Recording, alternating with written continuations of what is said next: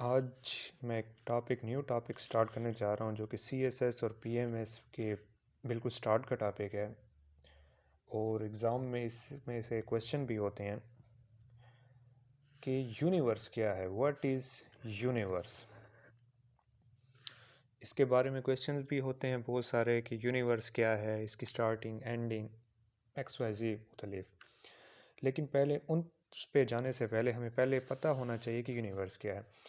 Universe जिसमें आप, मैं, ये सब चीज़ें हैं, प्लैनेट्स हैं, स्टार्स हैं, जो चीज़ भी हैं, उन सब की कलेक्शन को हम कहते हैं यूनिवर्स। इसमें आप हो गए, मैं हो गए, ये दुनिया हमारी हो गई, अर्थ जिसमें हम लिव कर रहे हैं, ये स्टार्स हो गए, सन हो गया, क्लस्टर्स हो गए, गैलेक्सीज हो गए, सब चीज़ों को, नोन अननोन जितनी भी चीज़ें, सबको मिला के हम उसको नाम देते हैं universe.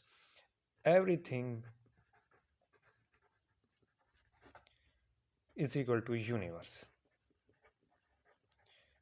whether it is unknown or known, it is considered as universe। उसको हम कहते हैं यूनिवर्स। अब यूनिवर्स हमने कह तो दिया, लेकिन अब इसकी शुरुआत कैसे हुई, क्या था, क्या हालात थे, और इसके पीछे साइंस क्या सोचती है कि क्या हुआ था।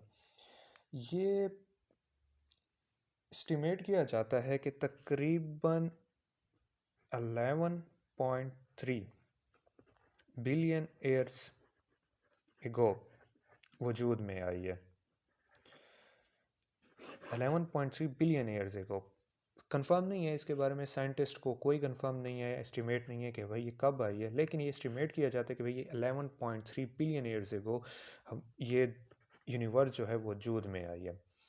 अब इसके वजूद में आने के पीछे मुख्तलिफ थीरीज़ हैं। पहले तो इंसानी जहन कहता था कि ये क्या, किस तरह वजूद में आई है, ये इतने बड़े यूनिवर्स है, क्या खुद ब खुद हो गए या कोई इसे बनाने वाला है।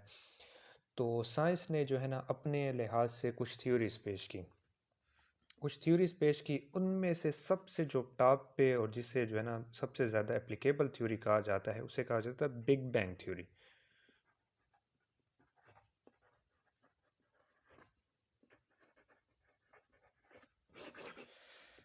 ये थ्योरी जो है, इसके मुताबिक यूनिवर्स है वो एक सिंगल एंटाइटी, सिंगुलैरिटी की वजह से बुनियाद में आई है, वजूद में आई है, एक सिंगुलैरिटी की वजह से। कि कुछ भी नहीं था दुनिया में, इस जहान में कुछ नहीं था, एक खाली डाट था जिसमें इंतहा की एनर्जी थी, जो इंतहा का डेंस था और बहुत ज़्यादा जिसमें एनर्जी थी। वो एनर्जी आखिर इस हद तक उसमें जमा हो गई और इतनी ज़्यादा हो गई कि उसमें एक्सप्लोजन हुआ। उस एक्सप्लोजन से वो एटम जो थे, उसके एटम थे, वो फैलना शुरू कर दें। वो एक्सप्लोजन इतना बड़ा था कि एटम बहुत दूर दूर फैलना शुरू हो गए। वो जब फैलना शुरू हो गए तो कहीं पे जाके वो एक लंप्स जिसे हम कहते हैं मादे, जो होता है गैसस मादा होता है, उसकी फार्म उन्होंने इख्तियार करना शुरू कर दी। क्योंकि उसमें वो धमाका इतना शिद्दत था, वो सिंगल डार्ट में इतना धमाका शिद्दत था कि चीज़ों का जो है ना, मास का जो एटम जो था, उनका फैलाव शुरू हुआ। तो वो दूर दूर जाके जो है ना एक इस किस्म की अजीब व गरीब शेप में उन्होंने गैसस फॉर्म में लेना शुरू कर दिया। इस किस्म की अजीब शेप्स जो थी उन्होंने लेना शुरू कर दिया। साइंटिस्ट के मुताबिक ये शेप जो है, इनको जो है ना फिर हज़ारों बरस लगे सॉलिड बनने में। जब ये चीज़ सॉलिड बनी तो इसको साइंटिस्ट ने नाम दिया गैलेक्सीज। इसको गैलेक्सीज सिंगुलर को, एज ए होल को गैलेक्सीज। कि ये चीज़ जो है, ये सिंगुलैरिटी जो थी, ये एक यूनिवर्स के, ये गैलेक्सीज के, ये पूरे सिस्टम के, ये पूरे निज़ाम के जो है ना एक बुनियाद इस चीज़ ने रखी। तो साइंटिस्ट का मानना है कि पहले कुछ भी नहीं था इस जहान में, कुछ भी नहीं था, ना टाइम ना फ्रिक्वेंसी, मतलब कोई भी चीज़ ऐसी नहीं थी जिससे बंदा नाप सके, भांप सके या ये बता सके कि हाँ भाई इस डार्ट से पहले क्या था या बिग बैंग से पहले क्या था। ये साइंटिफिक डिबेट है। इससे पहले क्या है कि भाई बिग बैंग से पहले क्या था, तो बिग बैंग से पहले कुछ नहीं था, कुछ भी, आप टाइम भी नहीं था, टाइम एग्जिस्ट ही नहीं करता था। लेकिन जब बिग बैंग हुआ तो उसके बाद की जो जो भी आफ्टर बिग बैंग जो चीज़ें हैं वो सब जो है ना टाइम बाउंड है। तो ये गैलेक्सीज जो हैं ये वजूद में है, ये यूनिवर्स वजूद में है, ये क्लस्टर्स वजूद में है, ये सोलर सिस्टम वजूद में है, ये एक बिग बैंग की वजह से। फिर ये थ्योरी कहती है कि जो है ना यूनिवर्स एक्सपेंड भी हो रही है। जिस तरह ये एक्सप्लोजन हुई, अब एक्सप्लोजन में चीज़ें जिस तरह ये फैल रही हैं, इसी तरह वो कह रहे हैं ये यूनिवर्स भी एक्सपेंड हो रही है। तो ये जो है इसमें बिग बैंग का जो मेन नज़रिया है वो ये है, और ये सबसे ज़्यादा एक्सेप्टेबल थ्योरी है जिसे साइंटिस्ट एक्सेप्ट करते हैं कि हाँ भाई ऐसा हो सकता है और या ऐसा हुआ होगा। एक और थ्योरी है जो काफ़ी इम्पोर्टेंट है, द ऑक्सीलेटिंग यूनिवर्स थ्योरी।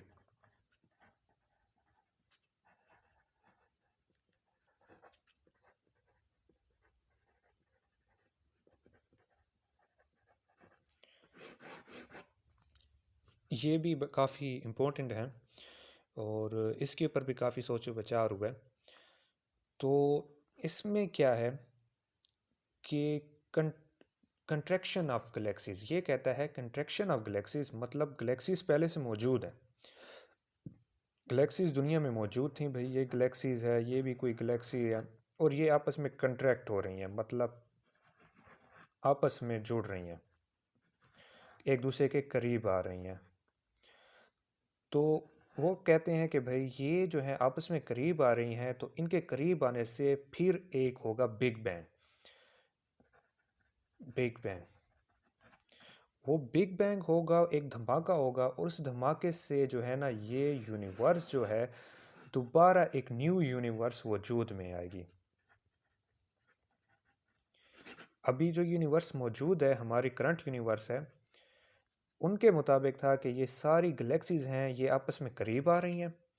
अब इनके करीब आने से जो है एक दोबारा से बिग बैंग होगा, उस बिग बैंग से एक न्यू यूनिवर्स वजूद में आएगी, और ये प्रोसेस कंटिन्यू रहेगा ताहयात।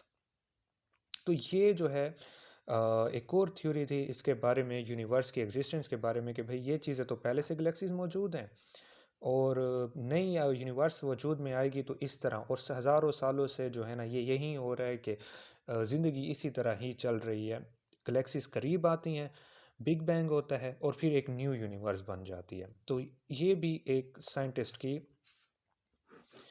सोच थी और जहन था कि हाँ इस तरह हो सकता है। ये तो था साइंटिस्ट के बारे में, साइंस के पॉइंट ऑफ व्यू से। अब इस्लाम क्या कहता है, इस्लाम का भी पॉइंट ऑफ व्यू है, हमारे मज़हब का भी है, हम मुसलमान हैं तो एक मजहबी पॉइंट ऑफ व्यू भी है। तो कुरान मजीद में अल्लाह ताला की ज़ात फरमाती है कि हमने इस कायनात को बहुत ही वसी बनाया है, हमने इस कायनात को बहुत ही वसी बनाया है, और हम इसको कंटिन्यूसली फैला रहे हैं, मतलब हम इसका एक्सपेंड कर रहे हैं वक्त के साथ। तो ये इस कुरान मजीद में अल्लाह ताला की ज़ात फरमाती हैं। तो ये जो है हम इस्लाम के जो है जो बिग बैंग का जो थ्योरी है ये इस्लामिक पॉइंट ऑफ व्यू से मिलती है। तो इंसान की अक्ल भी ये मानती है कि पहले कुछ भी नहीं होगा, एक जिस तरह कुन अल्लाह ने कह दिया और 6 दिनों में ये सब चीज़ें बन गई, तो वही कुन ये चीज़ है का, और ये सब चीज़ बन गई। और बिग बैंग जिस तरह कह रहा है कि जो है इट्स एक्सपेंड हो रही यूनिवर्स, इस तरह इस्लाम ने पहले ही कह दिया था, अल्लाह ताला ने कुरान मजीद में, कि जो है ये कायनात को है वो एक्सपेंड कर रहे हैं। तो ये इस्लामिक पॉइंट ऑफ व्यू है। इसके लिहाज से जो है ना मुख्तलिफ साइंटिस्ट ने भी काफ़ी वो की। अब जिस तरह गैलीलो गैलीली है, वो पहला बंदा था जिसने जो है यूनिवर्स को जो है टेलीस्कोप से देखा था, न गैलीलो गैलीली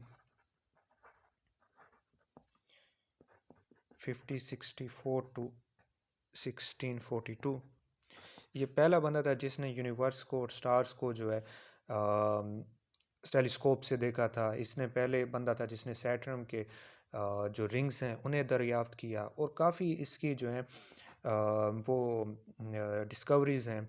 इसी तरह इसी भी पॉइंट, इसका पॉइंट ऑफ व्यू था जिस तरह पुराने वक्तों में पॉइंट ऑफ व्यू था कि ज़मीन के गिर्द फिरते हैं चीज़ें, तो इसने कहा नहीं, ज़मीन के गिर्द नहीं फिरती, ज़मीन जो है ना सूरज के गिर्द फिरता है।